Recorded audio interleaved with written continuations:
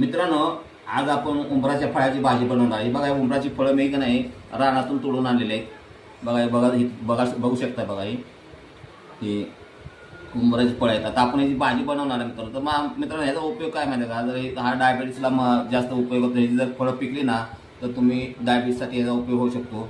आणि ह्याच्या उंबराच्या मुळाचा मूळ आहे ना, त्याचं जर आपण पाणी काढून का नाही, जर ज्याला वारफळ्या होतात ना, वारफळ्या, तर त्यासाठी एक उपयोगी ठरतो। आणि प्रत्येक ह्याचा उपयोग आहे ना, जास्त प्रमाणात याचा उपयोग नाही। आपल्या ह्याच्या वात वगैरे किंवा पित्तासाठी सुद्धा याचा उपयोग केला जातो। तर आपण मित्रांनो, तर आता आपण ह्याची भाजी कशी बनवतो, तर हे बघा, आपण इथं उंबराचे ह्याला मराठीमध्ये दोड्या सुद्धा बोलतात, दोड्या, उंबराच्या दोड्या। तर याची भाजी आपण करणार। बघा, आपण तोडून घेतलेला आहे आता ही। बघा, आता आपण ह्याची भाजी बनवणार आहे। ही भाजी एकदम खायला रुचकर असते आणि शरीराला एक उपयोग ठरते। ह्याच्यापासून रक्त शुद्ध होतं। तर मित्रांनो, आपण आता ही भाजी बनवणार आहे। बघा, ही आता आम्ही तोडून घेतलेली भाजी।